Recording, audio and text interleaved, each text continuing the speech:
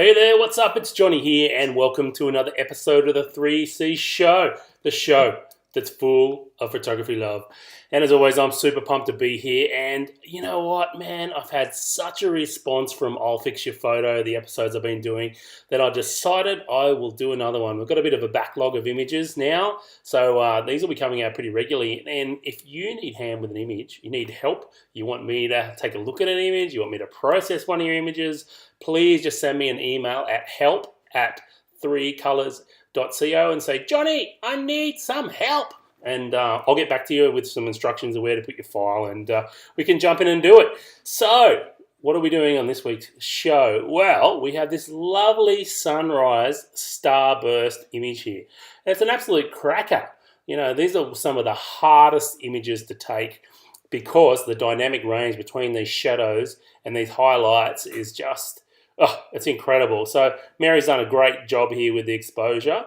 She has shot in RAW. So, yeah, mad props to Mary, one of the 3C family, sending this in for a bit of help. She just wants me to do an edit and see what I come up with. And this is actually one of my local beaches, which I'm super pumped. This is, I believe, I'm going to take a guess that this might be Zenith Beach. So it looks pretty familiar to me. Now, composition-wise, not too bad. I don't mind it. You can see if we bring up the crop tool here, we have the starburst on the top third here, the horizon around this top third line. We've got an interesting element over here. We've got another interesting element over here in the headland to balance out the composition. We have some fairly nice, interesting foreground. We have this bit of a sun flare here in the lens, and actually I'm a big fan of sun flares. I actually do like the old sun flare every now and then. And when you can see the sun in the image, it's okay to have a bit of flare. Like, that's usually my rule of thumb. If I can see the sun, then it's okay to leave a bit of sun flare in. One thing I would say is obviously the horizon line's a bit crooked, but we can fix that too. And there's also a bit of distortion there that I'll fix later on and give you a bit of a tip. So let's get into editing this image. Let's go back here to this is actually the final image that Mary sent through. And I think the post-processing is pretty nice. I think there's a couple of things I can fix too. And one is the blue sky here. And obviously the horizon line there are a couple of the obvious things there. And I've got a couple of little ninja tips too as well. So let's get into it. This is the raw file, and I've got my 3C Lightroom workflow presets over here. My one-click stackable presets that are going to teach you to be a master workflow expert. If you haven't picked those up, check out the link below this video and grab them, because I do have a little bit of a special running at the moment. So grab them while that limited special is running, and believe me, this is going to knock your post-processing out of sight. Whether you're new to Lightroom or you're a post-processing ninja and you've edited thousands of images a month, just like I do in my job for national parks, then these presets are really going to speed things up. And one of the major things I like about it is the fact you can hover over the presets here and they give you a bit of a preview of what's going to happen. So yeah, it's pretty cool stuff. And you can see the first thing I'm going to do is crop and straighten. So as always, I've got my crop tool up here, and I'm going to hover over the little letters here at the end of the angle, and I'm just going to bring that down to something like that. That looks pretty good. Horizon line. Oh, excuse me. Horizon line is nice and straight there, and we can get on with the white balance. So let's hover over. It is a daylight image. It is like there's not much cloud around, so normally this would be a daylight preset, but because the sun's out, I actually want to make it a little bit warmer here, and I'm thinking maybe a cloudy day. So I'm not going to touch the exposure. You can see by looking at the histogram, this is a massive high dynamic range image. You can see up here in the highlights and the whites, you know, we're pushed right up here as hard, and down here in the shadows and the blacks, we're pushed right up hard. So the histogram is spread well out here. So I'm actually going to jump straight down here to the highlights, and I want to pull those highlights back, but I don't want to go too hard. So if I pull them back, the sky looks too murky and doesn't look good at all. So I don't mind a little bit of blowout, and I'm gonna add some color, but I just want to bring those highlights back a touch. Okay, I'm not going to rip those back. But the shadows, on the other hand, the shadows are a little bit crushed. And this area and this area are obviously, you know, going to be very dark, but I would like to see a little bit more detail there. So I'm just looking up the top here, and you can see I think somewhere around 50, and that's down, that's the wrong way. We want to plus the shadows, we want to bring the shadows up, and somewhere there. And you can see we've brought a little bit more detail back into this area, and definitely brought some more detail up over there. So that's looking pretty good. Now, white and black points, let's have a look. Now, one thing with these type of images, guys, you'll find that Lightroom will want to pull the wazoo out of the lights, okay, and out of the whites here. And you can see what it's done is looked at the histogram going, oh, it's clipping. There's lots of clipping around here and it's really white, and it's pulled that histogram way back. So this is one time when I'm happy to actually pump the whites back up there. I don't mind. I want to see some bright highlights here and the whites up there. I don't mind pushing this back up a bit harder because we're looking into the sun, guys. It's like, if you were looking into the sun with your natural eyes, they would be bright as hell and almost white, those areas. So contrast, we're not going to need a lot of contrast because we're looking at a very contrasty image anyway. So I'm actually just going to go here with, I'm going to go with a light contrast here. Now let's have a look here. I bet there's a bit of noise in these shadows. So we're just going to watch those while I do my sharpening as well. So let's have a look here. Usually medium sharpening is a good place to start. Yep, that's looking pretty good. Everything's sharpening up there nice, but as always, I don't want to sharpen these big flat areas. I don't want to bring any artifacting or anything back into those areas. So I'm going to zoom back out here. I'm going to hold down the Option key. I'm going to do my masking there till something like that. That looks pretty good. So this area is not being affected by sharpening. What's white is being affected. So that's looking pretty good here. Noise reduction. I'm just going to jump in over here to these dark areas. Well, there's a little bit of noise there, so I'm just going to add a bit of medium noise reduction there. And that's going to tidy that up there just a little bit. That's looking pretty good.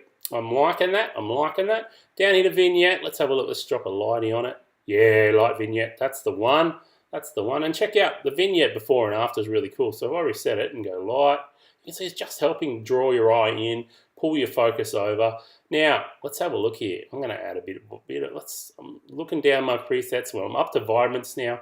I'm going to go medium vibrance, and I don't think it needs any saturation. That's looking pretty good. So let's go before, after, before, after. And you can see it's not much different to where Mary left it before, except maybe my image is a little bit warmer. It's just such slight warmer tones, okay?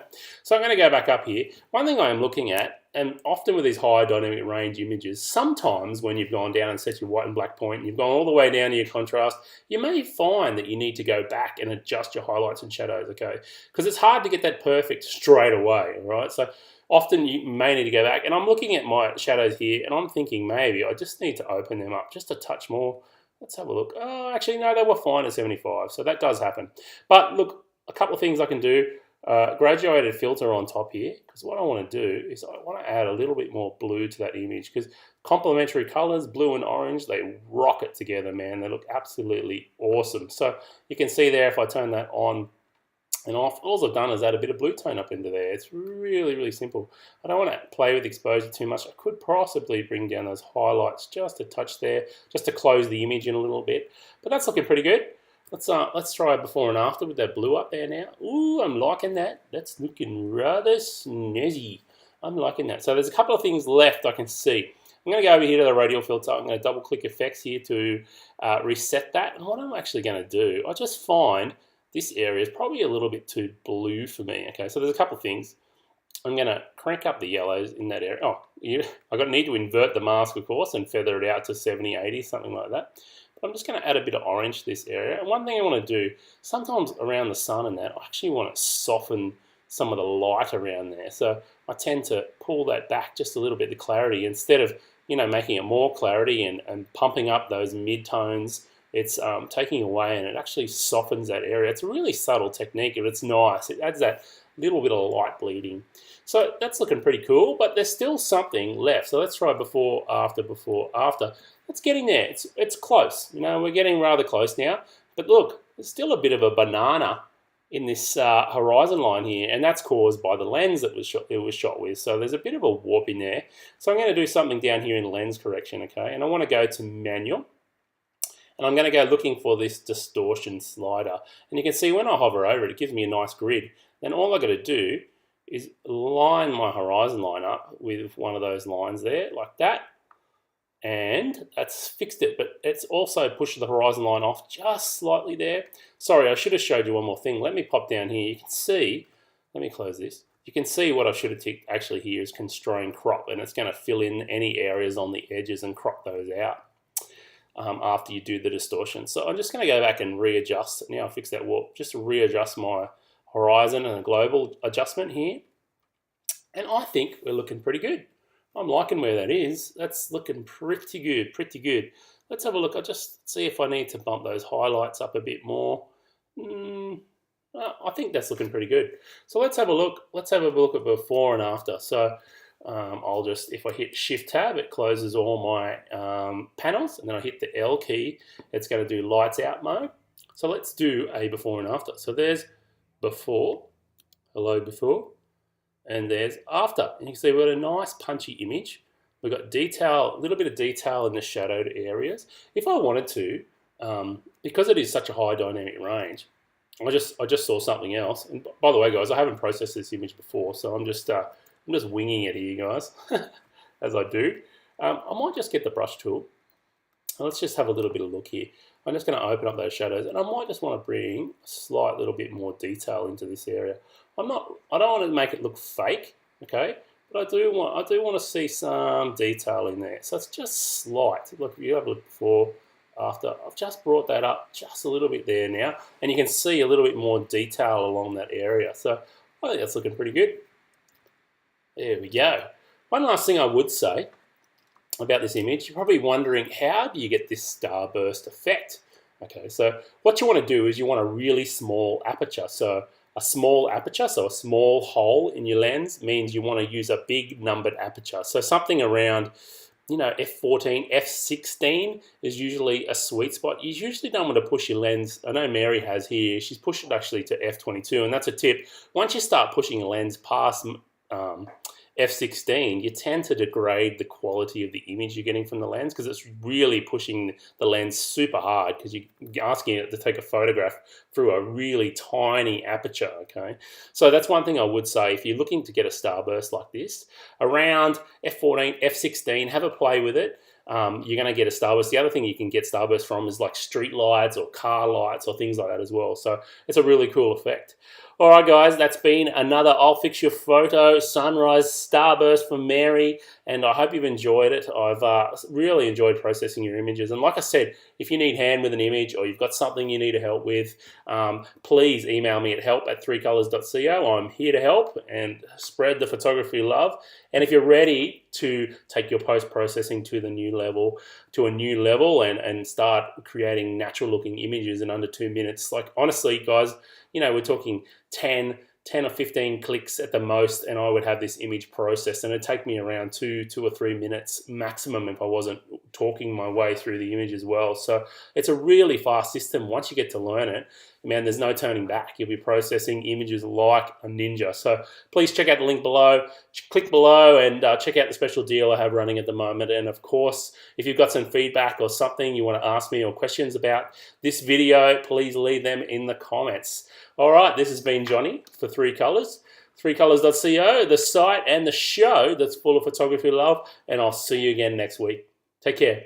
Peace.